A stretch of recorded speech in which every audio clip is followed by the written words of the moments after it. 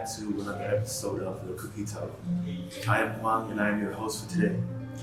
Today's guest is Mr. Cuong, who is a freshman from the British University of Vietnam. With years of experience and an open mind, Cuong is here to share some of his insights on the importance of extracurricular activities and also internships for high school students. Nice to meet you, Cuong. Nice to meet you too. Would you like to introduce yourself to all the cookie lovers out here? Hi everyone. As introduced, my name is Cuong, freshman at the UD. I'm currently majoring in hospitality right now. I'm also an alumni of RGSV in the class of 2023. So thank you for having me here.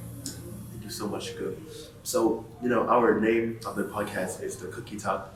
So before we start our discussion on the main topic, we prepared two different types of cookies. This right here is English toffee, and this is double chocolate. So, Cuong, you can choose one of them to eat. Personally, I would go with the toffee one. You can try it right now. No. Try it. It's really good.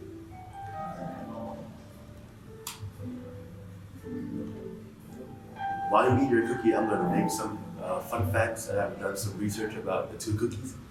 So, Cuong chose English toffee one, which means that he is a really adventurous person, and he also has a very unique personality. Me personally, I think that is really true about Cuong, because he plays a lot of sports, and he is not afraid to risk himself.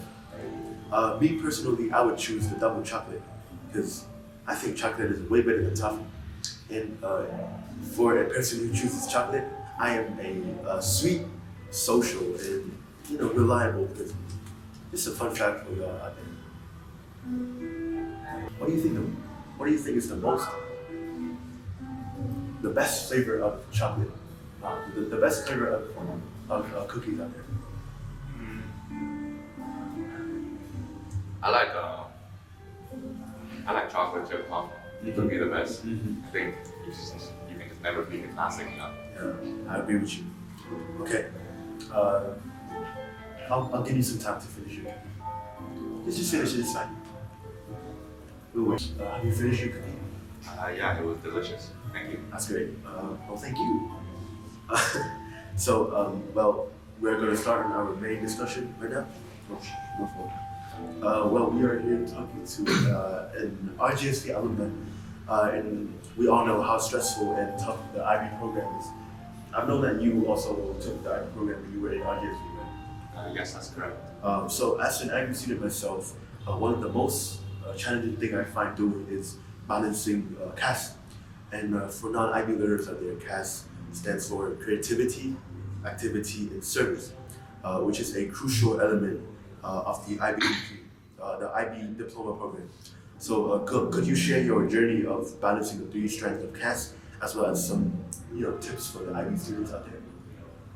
I think this is quite a common problem for IB students. I personally struggled with it myself at first. I think the most common thing for students that they make is they would have a significant amount of activity hours, since activity exists in everything. So it's quite easy to kind of overdo it and kind of lost yourself during the process and just don't pay attention to the other two. Well, personally for me, what I try to focus the way I try to do it was I would try to include two strands of class in one activity that I do. So for example, rather than just play basketball for normal, I would try to go on to take basketball class as an assistant coach or the main coach for a junior team. That way, not only would I earn activity hours for teaching basketball, but it will also be service because I'm also giving back to the community. I'm also teaching kids, helping the community get better at basketball. So that would go for two strands for class. So I think that way you can not only choose to do what you like, but also include all the hours, all the strands at one go. So I think it would definitely be a lot quicker and a lot, I would say, a lot less stress. So that students don't have to figure out what do I have to do for service, what do I have to do for creativity. I think it's a lot simpler, and people just the stress of completing the three usually kind of makes students hard to figure it out. Yeah. I think that's what I did. Well, I think that's a really good way to balance out your different strands of tasks, and I think that your tips are really helpful. Would be really helpful for the IB students out there. As we are already discussing extracurricular activities for today, I also want to address an issue that I think should be addressed. For instance, we see that many students are doing these activities because they really enjoy and find pleasure doing it, and they also care for the community. They want to give back to the community. They want to do charity just because they have a kind heart. But I also see some of them doing it just because they want a really long extracurricular list of activities in their resume, their CV, at universities. What is your view on this topic? Personally, I don't think it's a bad thing to want a good CV to present to your university. But at the same time, I think a CV is one of the best ways for you to present yourself, to present who you are for your university. So I feel like a lot of students kind of misunderstood that, and they try to put in the best activities that they can do, even if they don't enjoy it, and end up creating a completely different person in their CV to the university. And after some time passed, when they look back at it, they'll be like, that's not really who I am. I'm not showcasing who I am to the university. So I think the most important thing is in these extracurricular activities, instead of treating it like something that you have to do, I feel like people should choose what they want to do best, explore what they want to do best, and kind of try to enjoy the process. Because I feel like throughout the whole application process, through all the essay, the extracurricular activity is the most enjoyable one, where you actually have freedom on what you want to do and what you can do. So I think people should, for me personally, I think students should just focus on what they want to do best and how they want to present themselves to the university, instead of actually trying so hard to kind of impress them and ended up losing their themselves anyway. I agree with you, because I think that sometimes some people might want to start projects just because they want to build up their profile, but at the end they might end up enjoying the process, and it will benefit them because it will make them a better person and get a lot of leadership experience. I'm gonna actually share a story about myself. I am the founder of a project. It's called Lumore, and we actually provide charity concerts for children in need. And when I first started up Lumore, I just thought of it as a project that I would do and get it over with, so I can get something to put in my resume as a leadership experience. But while I was carrying it out, I met a lot of new people. I got to meet a lot of new friends, and I tried a lot of new positions. I had to be a leader, a founder. I tried to direct the whole concert, and at the end, I just figured out that it was really beneficial for me, and I actually enjoyed doing it instead of just wanting to get it over with, to put it in my CV. Okay, enough about me. So, looking at your profile, I heard that you participated in many different activities throughout the years in high school. So, which activity are you most proud of and most passionate about? Well, that's one quite simple for me. I think it's definitely my time in my high school basketball team, especially during my senior year. I mean, firstly, it's obviously because I'm a very passionate person about basketball. It's the game I love playing the most, so it's quite natural for me to enjoy it the most out of all the activities I do. But secondly, I think the most important reason why I love it is during my time in my senior year. I've always been kind of the youngest person in the group since I started playing varsity at quite a young age. So I've always been used to, being the one that people take care of, being the little brother in the group. But during my senior year, I actually get to kind of be the big brother to my team, and actually seeing how my teammates, like my younger ones, like they actually grow up throughout the course of the season. And I feel like it's a different experience for me, but it's also the most meaningful one. Seeing them kind of not just being more mature in part of by playing the game, but also maturing as a person. So, I mean, they went from kids who just want to goof around and practice into people that actually care for each other, and people who actually want to practice really hard and want to actually become passionate about what they do. And I feel like throughout the process, I really felt like I'm a proud big brother to them, watching them grow like that is definitely something really meaningful to me. And I feel like um, seeing them grow like that is something that I'm really proud of. The fact that I can be part of their journey and to see them grow like that was very meaningful to me for my senior year. See, that's very interesting because after I reviewed your resume, one thing that really surprised me is that you decided to come back to RGSV after you graduate to become a coach. Because last year I played with you in the team. We came to the HEC Cup, we won the third place, all that. You were a really great captain, but after playing with you, I just really didn't see you as kind of a coach before. So why did you decide to volunteer as a basketball coach in RGSV? And what are some of the major differences in being a coach or and a captain? Firstly, I want to come back to RGSV because I really miss my time being in the team. So I want to come back. I want to talk to, like you guys, my old teammates. I want to meet people, and also I have a lot of free time nowadays. So I would kind of want to spend my time doing something, and obviously basketball is something I enjoy. So yeah, I just kind of want to come back here, get back to the place that I had a great time in RGSV, and yeah, just to have another year bonding with you guys. And to be honest, being captain and coach, two different roles, I didn't see much of a difference. Maybe it's because during my senior year, I have a lot of time with our coach, Mr. Alberto.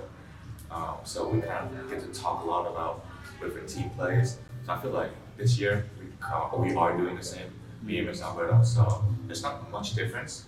But if there's anything, it would be like the way my vision has definitely like got a lot broader. Before, as a player, there was so limited privilege information and process in the game due to like the intensity of the game, while we're playing, the shot clock, everything is just crammed up, taking space in my mind. So it's hard to really process a lot of information. And now as a coach, you kind of become more relaxed. You get to see the game as a whole, sitting on the sideline.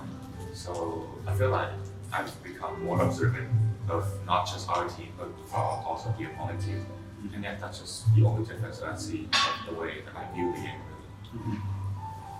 Your passion and your love for sport is really influential to the high school students to pursue their main interest. So looking at your profile again, I can see many interesting and diversified activities. So, for example, for me, it's quite new to hear about students, partaking in a film festival outside of school or interning in the Marriott Hotel in the banquet position. So, what are the most memorable moments as you partake in these activities? I think the most memorable experience for me, I think a common thing for all the activities is that I went into these activities not knowing a lot of people. So throughout the process, I get to know a lot more. I get to learn more. Like the film festival or interning at the banquet position, I had no idea how to film back then, and I didn't know how the hotel works back then. So just the thought of actually going in there and getting to learn new things, picking up a new skill, that was quite interesting for me, and it's beneficial to me. And throughout the process, like I said, or just like you doing a Lumiere project, I get to meet a lot of new people. I get to make a lot of new relationships. So that's definitely kind of the bonding experience and the learning process of every activity is something that's most memorable to me.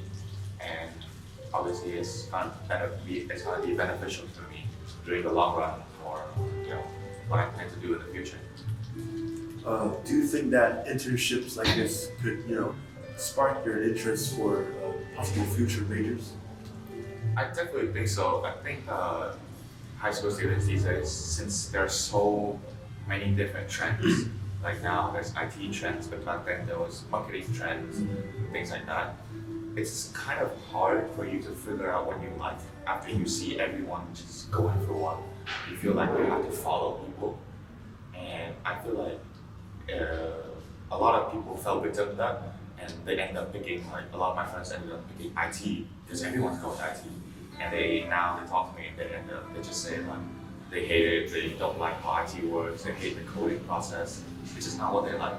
So I think at a young age, you should really explore, go to different internships, jump on the chances you get.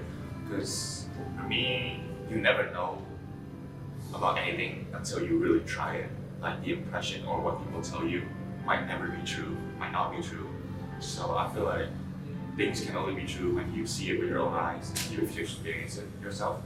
So yeah, I just definitely think that students nowadays go to new internships, go try new things, explore yourself really.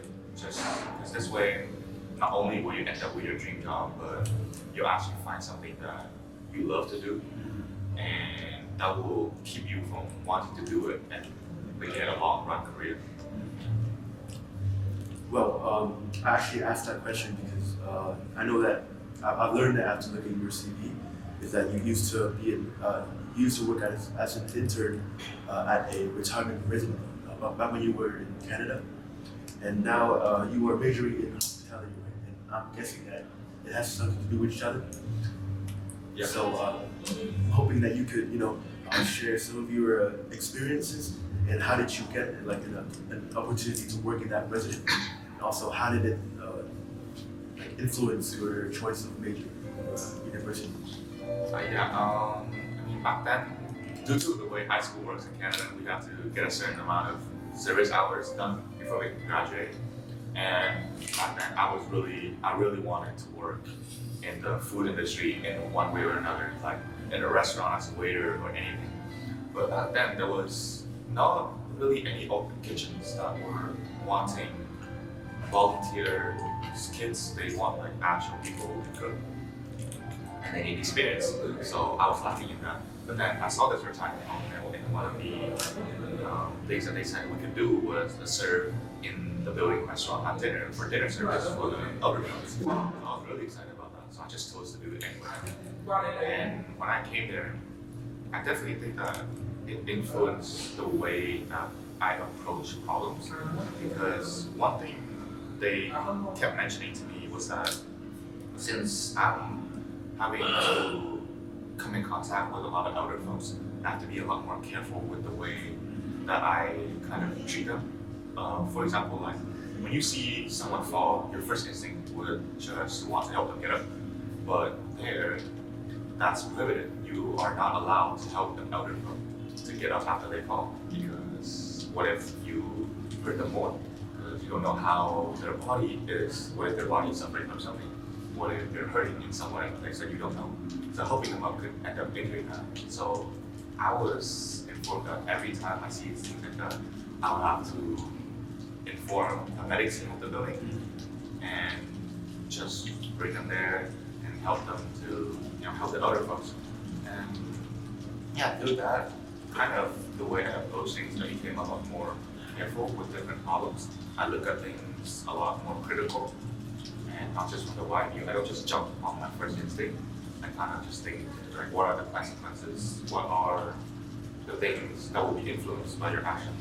So that experience definitely helped that. And also, not just that, but working here, I get to do a lot of things like planning events, like musical events for older folks, planning birthday parties, and through that, that really influenced me to want to work in kind of like, I say this, in a more sociable career, such as hospitality, because I ended up really liking to work with people and wanting to plan events. I really love becoming kind of like a host, kind of person like that. So yeah, I mean, that experience really kind of moved the way I look at problems, and it definitely influenced my choice of career today. Oh, that's such a once in a lifetime opportunity, right? So I also find that each activity teach you a lot of valuable lessons and will allow you to grow and develop as a person. So from activities inside to outside of school and several internships, could you share some insights on how you found interest in these areas? I think one thing I kind of took it out after doing so many interns is that you should go into these activities and not have any expectation at all. Because I ended up learning things that I did not expect whatsoever. Um, like for example, when I was having my internship at a restaurant called Bistro, I expected to, when I going into that internship, I expected to learn how to talk to customer and kind of persuade them to buy things, just communication stuff. Because I was working as a waiter, so I thought, that's the only job the waiter had to do. But my first week on the job, all I got to do was bring dishes down and up the floor, and sometimes I even have to go wash and clean the dishes. And I barely got to talk to anyone in that first week. But through that experience, during that time, I kind of try to keep it open-minded, because I feel like a lot of people jump at these opportunities with kind of a fixed mindset in mind of what they're going to learn, and when that's not what they get, they kind of become disappointed, and they don't want to continue their journey anymore.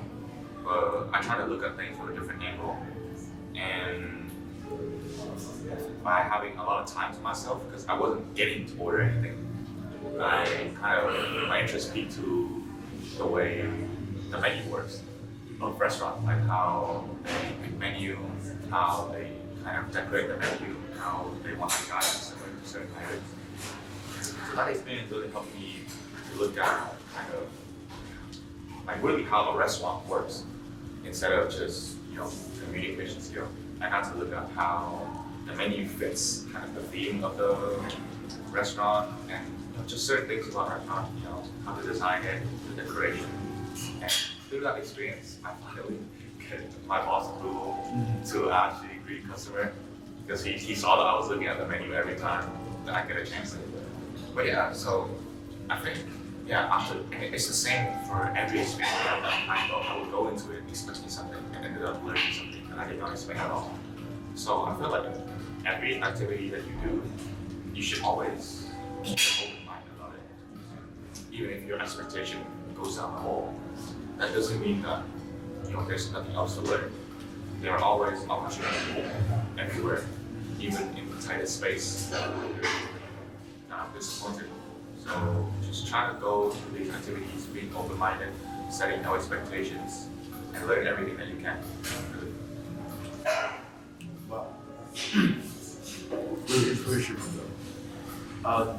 Well, as this episode is coming to an end, for all high school students out there, do you have any suggestions or tips on how they can, select which extracurricular activity is most fitting and beneficial for them? Like I said, the CB is really a way for you to present yourself to the university. So my biggest thing for you guys as students would just be to choose all the activities that you want, whether it was sport, whether it be cooking, and expand on it, really. Like for me, example, I took basketball and I tried to take classes with it. I made classes with it, I made tournaments with it. So, or different hours, different kinds of activities. So I feel like just do what you love, enjoy the process. Because if you don't, then you will end up kind of wasting a lot of time and feeling a lot more stressful. And really, the application process is already stressful enough for you to even put even more kind of harm on yourself mentally. So yeah, just my biggest tip was just to pick what you like, pick an activity you like, and expand it in every way that you possibly can think of. Okay. So it's been a wonderful podcast. I see one more thing from you today. So to end the podcast today, we want to share some words of encouragement to the high school students in general, but more specifically the ones who are applying to university in the class 2024. From senior, I just wish you guys the best of luck. I know the process can be daunting, can be tiring, but try your best to push through it, because at the end you get a long break, right? So yeah, just wish you guys the best of luck.